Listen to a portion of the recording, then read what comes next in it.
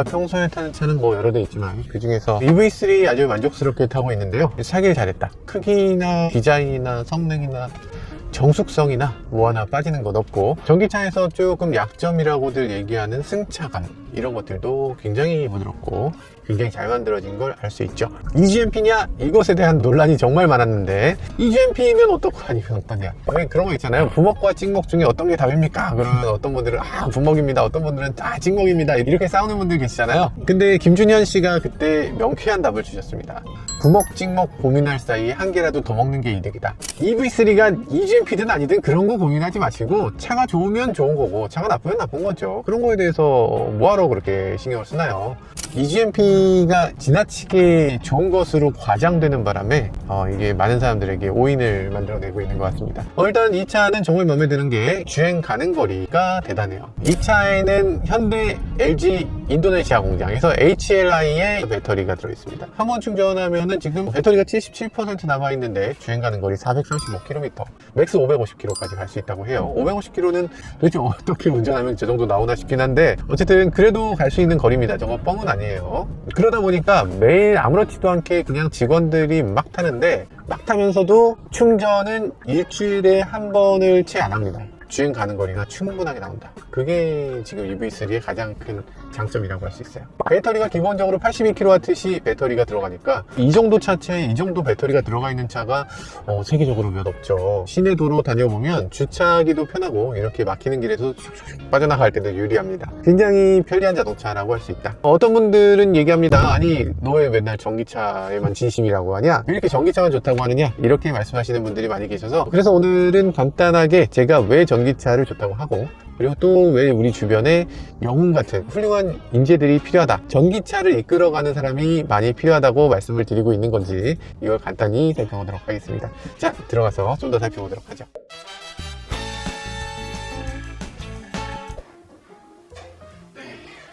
제가 자동차 기자를 한 20년 했는데, 그동안 자동차 평가하는 기준은 뻔했습니다. 얼마나 정숙한가, 얼마나 잘 달리는가, 얼마나 공간이 넉넉한가, 이런 것들이었어요. 그런데 전기차가 되고부터는 이런 부분에서 의미가 점점 사라지고 있습니다. 왜냐면 전기차가 가솔린차를 월등히 뛰어넘으니까. 엔진 대신에 모터가 달렸잖아요. 그러니까 일단 기본적으로 조용해. 가속 페달 반응 보세요. 기존에는 가속 페달 반응이 제대로 되는지, 변속기가 제대로 도는지, 시끄러운지, 이런 것들에 대해서 얘기했는데, 이제는 밟으면 뿅 튀어나갑니다. 기존에 있었던 슈퍼 스포츠카 이런 걸 그냥 뛰어넘어요. 가속 느낌도 너무 좋다. 공간 면에서도 그렇습니다. 지금은 뭐 프렁크 같은 것도 있을 뿐더러 센터 터널이 일단 없잖아요. 뒷좌석 가운데가 이렇게 평평해. 거기서 이렇게 누워도 돼. 그런 정도고, 그리고 앞좌석도 가운데 뭔가 비어있어. 그러다 보니까 공간 활용도가 너무 높고, 지금까지 자동차가 그렇게까지는 아니지만 전기차 중에 상당 부분은 이 캐빈룸을 앞으로 더 뽑아서, 그래서 같은 외관을 갖고 있더라도 실내 공간 더 많이 뽑을 수 있습니다. 이런 점에서 이건 그냥 넘사예요. 전기차하고 가솔린차를 더 이상 비교한다는 거는 사실상 말이 안 돼. 물론 우리나라는 지금 그걸 비교하기 어렵게 돼 있죠. 아이오닉5랑 그랜저 중에 어떤 게 좋아? 이런 것들은 굉장히 판단하기 어렵게 만들어져 있잖아요. 근데 똑같이 BMW 7 시리즈, i7, BMW 5 시리즈, i5 이런 식으로 똑같은 가솔린과 전기차가 나오면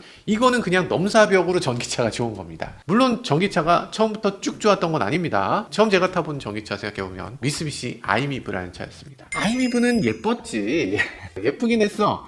그런데 이걸 타보면 안에 모터 소리가 너무 크게 나서 엔진 소리보다 더 컸어요. 그것도 고주파로. 그러다 보니까 이게 운전하는데 무서웠어. 모터 터질까봐. 정말 무서웠던 기억이 납니다. 이거 말고도 많았습니다. 현대차는 블루온이라는 거 내놨죠. 그리고 기아는 네이브 내놨습니다. 근데 이걸 보면 주행거리가 100km가 안 됐어요. 90km라고 하는데 겨울철에 히터 트면 한 50km 갔습니다. 그런데 가격은 4,500만 원이 넘었어. 이건 좀 말이 되나? 전기차는 미래화 될 수 없어. 전기차는 그냥 부자들의 돈 장난. 시도는 하는데 되도 않는 거야. 불안하기도 하고 주행거리도 짧고 승차감도 나쁘고, 그걸 뭐하러 탑니까? 라고 제가 앞장서서 얘기했습니다. 딴 사람들은 전기차가 미래를 바꾸지 않을까요? 했을 때 제가 나서서 뭔 소리 하시는 거예요? 전기차 형편없는 걸 그걸 누가 탑니까? 라고 얘기했죠. 인터스텔라처럼 이렇게 얘기해 줄 수 있으면 얘기해 주고 싶어요. 한용 테슬라 주식사 이렇게. 여튼 그때 당시에 테슬라가 나오면서 생각이 많이 바뀌었죠. 테슬라 로드스터라는 게 처음 나왔는데 이렇게 생긴 차입니다. 요즘 그 로드스터 말고 옛날에 있었어요. 근데 그 차는 타본 사람들이 다들 엄청난 가속감, 주행 성능 이게 너무 뛰어나다고 해서 깜짝 놀랐습니다.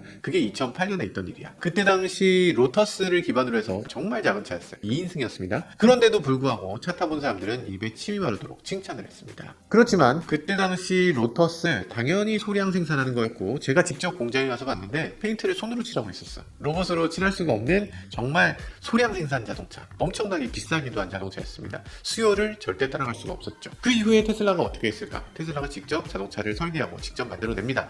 그때 당시 모델 S라는 걸 내놨는데 그게 2012년 일이에요. 그때 배터리 팩은 60kWh 배터리 팩이 들어갔습니다. 그런데 주행거리가 600km가 넘는다고 했어요. 시속 100km까지 가속시간 4초. 야, 거기다가 이런 거대한 디스플레이 있죠. 터치스크린이야. 그때 당시는 아이패드도 나오기 전에 여기다 아이패드를 붙여준 거야. 이게 나오고 바로 다음에 아이패드가 나왔어. 엄청난 아이디어였죠. 2012년이니까 지금부터 12년 전인데 지금 성능하고 큰 차이가 없는 겁니다. 그때 자동차 제조사들 이거 대박이라고 생각했을까? 전혀 아니었습니다. 그때 현대차 임원들은 이걸 비웃었어요. 그때 당시 저도 임원분하고 식사할 기회가 있어서 얘기를 하는데, 임원분한테 테슬라 어떻게 생각하십니까? 했더니 그거 엉터리다. 자동차를 팔 생각이 없는 거다 라고 얘기했어요. 아니, 왜 스포츠카보다 빠른 세단을 만들어? 왜 배터리가 이렇게 많이 들어간 차를 만들어? 500km가 뭐에 필요해? 이렇게 얘기했죠. 그러면서 내가 테슬라를 사서 뜯어봤는데 판매가보다 원가가 더 비싼 차고 자동차를 팔아서 남길 생각이 전혀 없는 회사다. 주식 뻥튀기해서 주식으로 먹튀할 자동차 회사다. 이렇게 바라봤어요. 그러면서 테슬라를 비웃은 거지. 그런데 지금 테슬라를 비웃을 수 있는 사람 있을까? 없죠. 전 세계에서 자동차 가장 많이 판다는 토요타 시가총액이 3배입니다. 누가 뭐래도 세계 1등의 자동차 회사죠. 자동차 몇 대 팔다가 도망갔을까? 아닙니다. 지금 몇 대 파냐면 무려 180만 대를 넘게 팝니다. 180만 대면 벤츠 BMW보다 조금 적지만 이런 세상이 된 거죠. 전 세계에서 가장 많이 팔리는 차 뭐죠? 테슬라 모델 Y입니다. 지금 세상을 보면 완전히 달라졌습니다. 선진국들을 보면 뭐 유럽이든 미국이든 세계적으로 봤을 때 시기상조다, 사기다 이렇게 얘기하는 사람이 있나요? 이젠 전기차 의심하는 사람 없죠. 이게 진짜 미래구나 이렇게 생각하는 게 대부분의 사람들입니다. 우리나라는 전기차 얘기하면 여러 가지 의견들이 막 쏟아집니다. 뭐 예를 들면 불나는 거 아니야? 아, 충전이 어려운 거 아니야? 뭐 이런 거. 이런 것에 대해서 답을 찾기가 너무 어렵죠. 막연히 나는 타보지 않았는데 그냥 불안해. 심지어는 전기차를 추진하는 사람들도 문제입니다. 전기차를 보급해야 된다는 그런 목표를 갖고 있는 사람들도 자신의 이익들이 있어요. 훈수 두듯이 아, 그리고 그렇게 하면 안 되는데 뭐 할 줄 모르시네. 뭐 이런 식으로 합니다. 아니면은 전기차 화재 심각합니다. 우리 충전기를 쓰지 않으면 큰일 나요. 이런 식으로 얘기하는 사람이 있다거나, 화재 예방 충전기를 만들어서 그걸 설치하지 않으면 보조금 안 주겠습니다. 일단 스톱하세요. 자기의 의견으로 자기 이익에 맞춰서 자꾸만 혼수를 두고 있는 거예요. 너도 나도. 이게 유독 우리나라에서 심합니다. 미국이나 유럽이나 뭐 중국이나 대부분 시장은 전기차로 바꾸는 건 그냥 당연한 일이라고 생각해요. 5년 뒤냐 10년 뒤냐 뭐 요 차이만 있는 거지 결국엔 전기차로 전환된다고 생각하고 있습니다. 이건 전 지구적인 위기고 이걸 극복할 방법은 전기차밖에 없다 라고 공감대가 있는데, 유독 우리나라 대한민국은 한마음 뜻으로 가지 못하고 있다.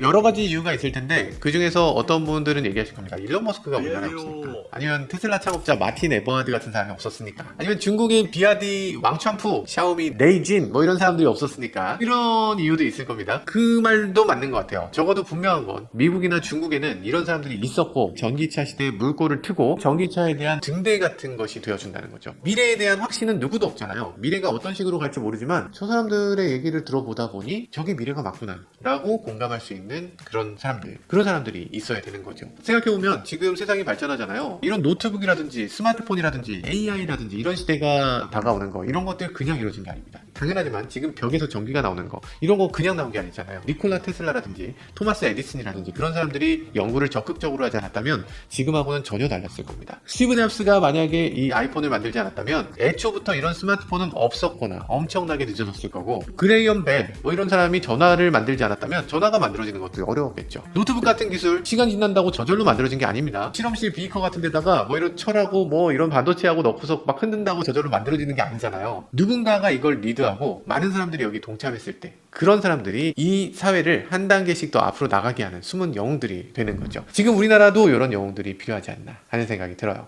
생각해보면은 많은 것들, 정말 기본적인 것들을 잊고 삽니다. 예를 들어서 지구를 살려야 되나? 살리지 말아야 되나? 이산화탄소를 늘려야 되나? 줄여야 되나? 답이 그냥 있는 거잖아요. 지구 온난화 시대입니다. 지금 같은 온난화 시대에 전기차 한마음으로 응원해야 되는 거, 이것도 당연한 거죠. 그런데 전기차 시대가 그냥 오나? 요즘 현대기아차를 비롯해서 자동차 회사들이 흔히 하는 말이 있습니다. 전기차 시대가 오지 않았으니까 하이브리드를 더 만들고 가솔린차를 더 만들겠다. 이렇게 얘기하는 사람들이 계속 있어요. 그런데 이건 정말 안타깝게도 세상을 누가 바꾸는지에 대해서 이 전후관계를 헷갈려 하는 거죠. 전기차 시대는 오는 게 아닙니다. 내가 만드는 거지. 누군가 나서서 그걸 하지 않으면 일어나지 않는 일이에요. 그래서 자동차 업계에 있는 사람 누구나 지금 우리나라는 전기차에 대한 인식에 심각한 문제가 있다는 걸 알고는 있어요. 근데 아무도 자기가 나서서 목에 방어를 달지는 못하는 상황. 충전 사업도 열심히 하시는 분 계시고, 설치를 열심히 하는 사람, 정보를 열심히 주는 사람, 전기차에 대한 여러 가지 어려움들을 극복하는 사람들이 곳곳에 있어요. 그런데 그분들이 힘을 내지 못하고 좀 엉뚱한 사람들이 표면에 드러나서 마치 선무당이 사람 잡는 것 같은 상황,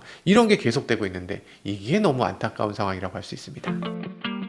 그래서 저는 이런 어워드가 생긴다는 게 이게 너무나 반갑게 느껴지네요. 지금 전기차를 향해서 막 달려가는 다른 나라들에 비해서 우리나라가 상당히 뒤처졌거든요. 더 이상 뒤처지지 않도록 누군가 나서서 전기차 시대로 한 발짝씩 전진시켜야 되는데 우리 주변에도 그런 사람들이 있고 그런 사람들에게 상을 시상한다는 거니까 이런 것들이 너무나 반갑다. 이름하여 전기차의 진심인 사람들 해서 전진사 어워드, 이걸 통해서 전기차로 가는 발걸음이 한 발짝씩 전진될 수 있으면 좋겠다는 생각도 듭니다. 원래는 전기차 솔루션 기업 이볼루션이 진행하던 건데요, 올해부터는 사단법인 한국전기차 사용자협회 그리고 전진사위원회가 함께 진행한다고 하는데요, 이거 너무 좋은 일이고 꼭 필요한 일이어서 저희도 홍보해드리겠습니다. 갑자기 생긴 시상식은 아니고요, 작년부터 꾸준히 진행했던 행사인데 그때는 업계 관계자분들 위주로 시상하기 때문에 아마 많은 분들이 알지는 못하셨을 거예요. 여튼 올해부터는 전기차의 진심인 사람들, 숨은 영웅들을 추천받아서 후보자 선정하고 투표, 심사 통해서 수상자를 결정한다고 합니다. 본인이 직접 후보자로 신청하셔도 되고,